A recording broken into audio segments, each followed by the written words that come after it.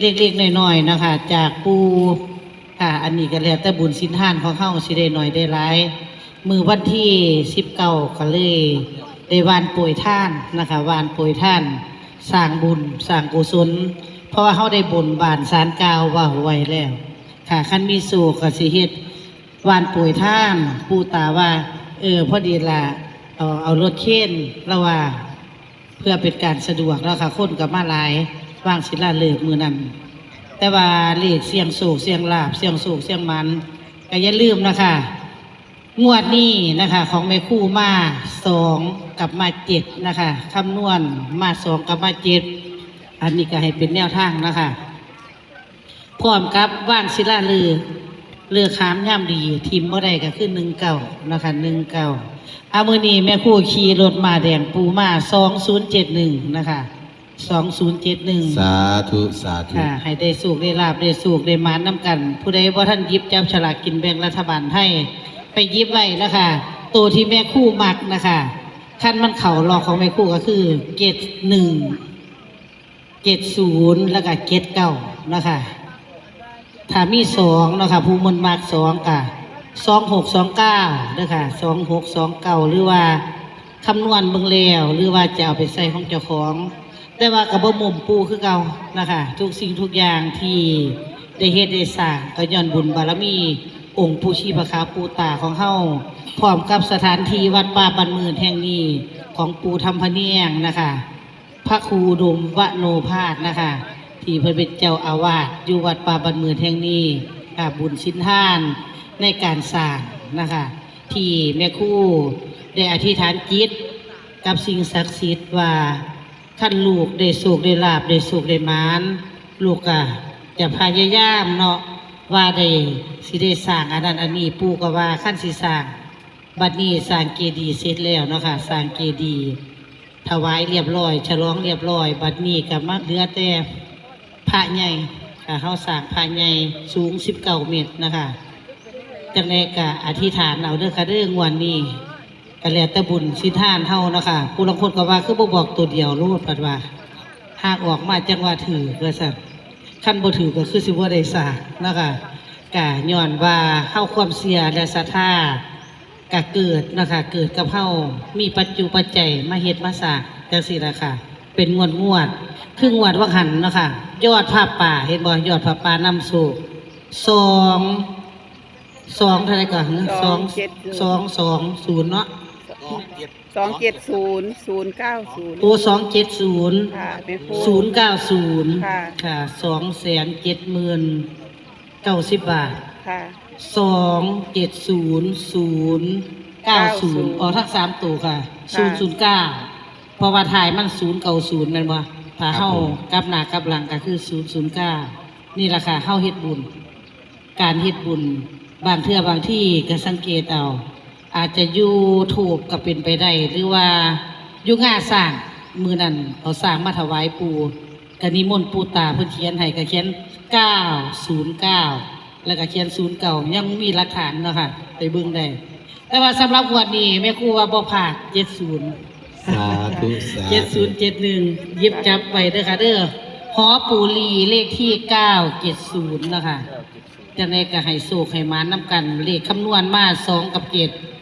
ให้เป็นแค่แนวทางนะคะเด้อครับฟังแล้วเห็นลอตเตอรี่ก็หยิบเด้อครับเด้อฮอดมือเงินมามันสิลืมมื้อนี้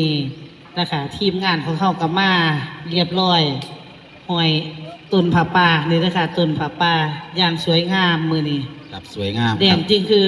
นี่แหละ FC ได้มีโอกาสนะคะที่ได้ตั้งต้นคือ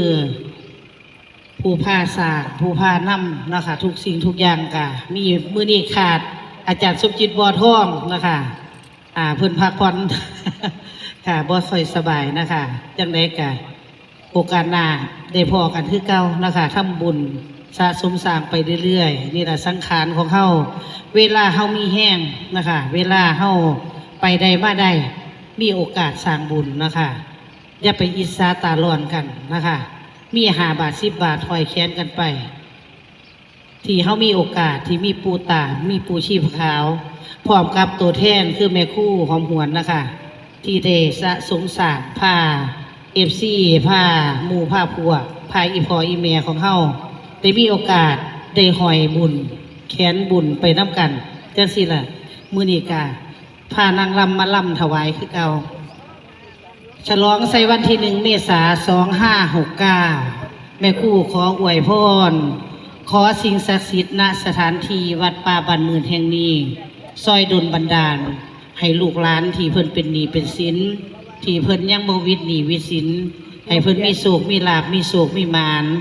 มีสุขภาพแข็งแรงสิ่งศักดิ์สิทธิ์จงมองเห็นว่าสิ่งที่แม่ครูเฮ็ดนี่เป็นจริงนะคะบ่แม่นมีแต่ความเว้าก็ได้สร้างได้สะสมไปเรื่อยๆรอบแรกจ่ายสร้างไปแล้วว่างศิลาฤกษ์นะคะวันที่19รอบที่2วันที่31นะคะวันที่31มีนา2569ค่ะบางคนบ่มีโอกาสนะคะเพิ่นอยู่ต่างจังหวัดเพิ่นก็มามื้อวานก่อนเพิ่นก็มาโอ้แม่ครูไปสร้างนิสัยว่าซั่นอยากฮู้จักอยากไปเบิ่งเข้ามาเบิ่งได้นะคะที่วัดป่าบ้านเมือดตำบลสัมภาอำเภอเมืองจังหวัดอุดรธานีนะคะบัดนี้พร้อมแล้วเนาะนางรำตุนเงินบ่ทันเสียบเมื่อเพราะว่าใบละพันมันสิเฮีย ถ้าเสียบเรื่องศาลาเอา คันได้เสียบเบิดเด้นี่โอ้ยจนบ่มีห เรี ม ย อก ง อีก ตั้ง ครึ่งหนึ่ง เรียกเครื่องหนึงว่าซั่น ลำถวายท้าวเวสสุวรรณท้าวกุเวนอธิษฐานจิตนะคะ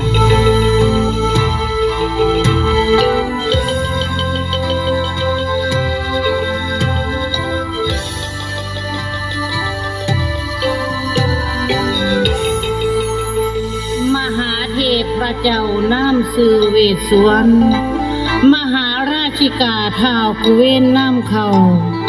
คลองสวรรค์เมืองฟ้าชันจาตุ่มเมืองแม้นแดนดินอันลำคา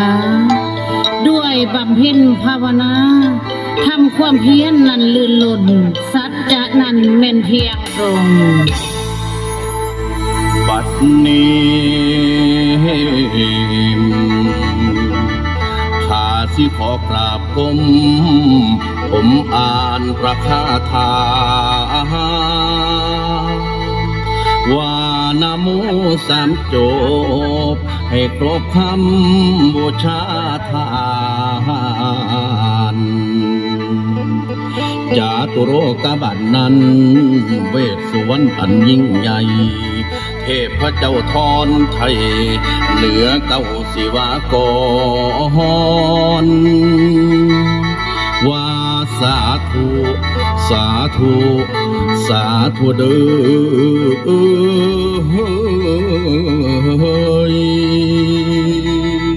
เทวบุตรอยู่สันหาเทวดาอยู่สันเสท่อละนี้อยู่สันไตลูกขอไหวให้เบิ่งแงงข้าระวะองค์เทพไทยองค์ปู่ใหญ่เวสสุวรรณผู้ครอบครองชาวมนุษย์สู่ภพภูมิขึ้นเมืองฟ้าหอมหวนขอกราบก้มองค์ปู่ใหญ่เวสสุวรรณคลองสวรรค์เมืองแมนสู่แดนให้เพิ่มอันว่าตนโตขาขอบูชาเหนือกระหม่อมขอให้จอมมิ่งเจ้าจงนำเขาแม่รักษาปกปักคนควาลามีน้ำว่าเวสสุวรรณขอจงโดนบันดาลให้ลูกหลานจงสุขยิ่ง ข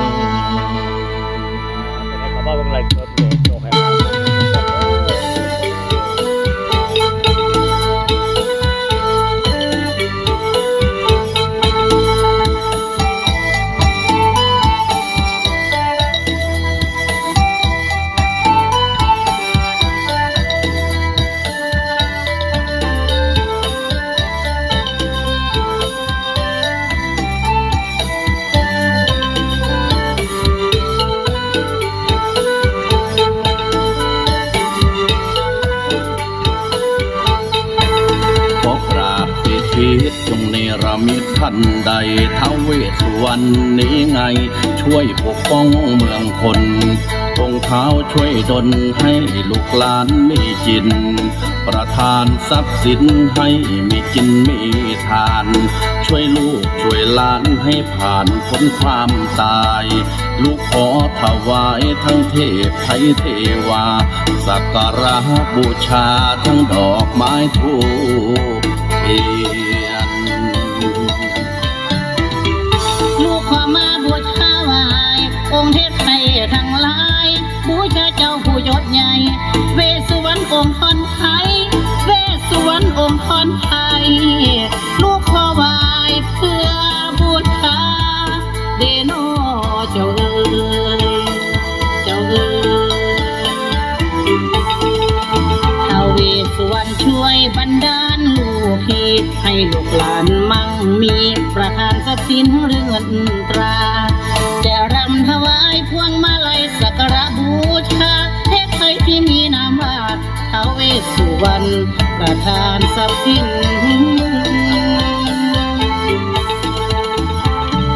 โอ้ยน้อ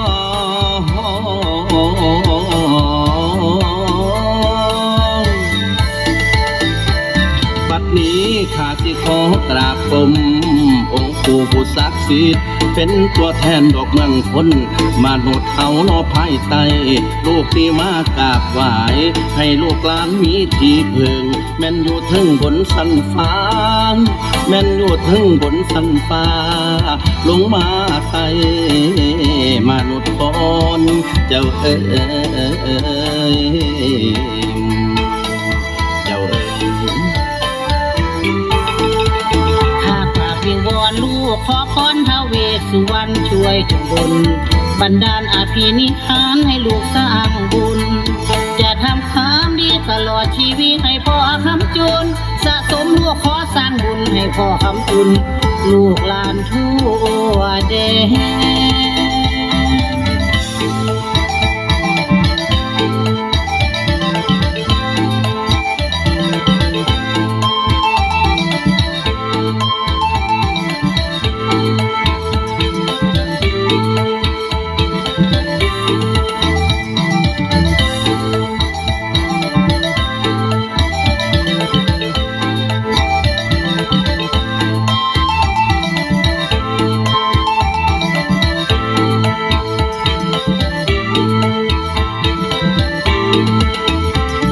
บัดนี้ข้าสิขอกราบกรม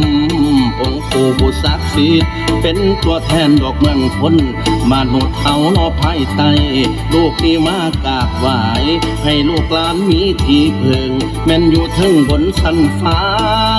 แม่นอยู่ถึงบนสันฟ้าลงมาไทยมนุษย์ค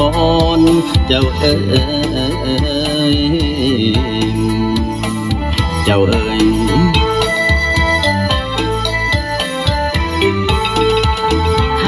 วิงวอนลูกขอพรท้าวเวสสุวรรณช่วยจงดลบันดาลอภินิหารให้ลูกสร้างบุญจะทำความดีตลอดชีวิตให้พ่อคำจุนสะสมลูกขอสร้างบุญให้พ่อคำจุนลูกหลานทั่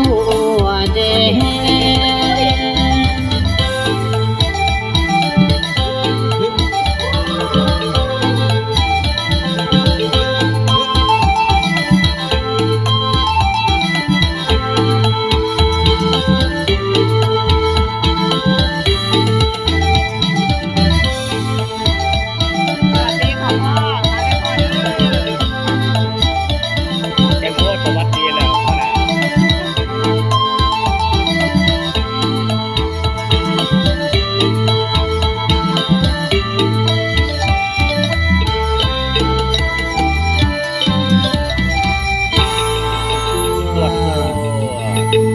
ผ่านไปนะคะลำถวาย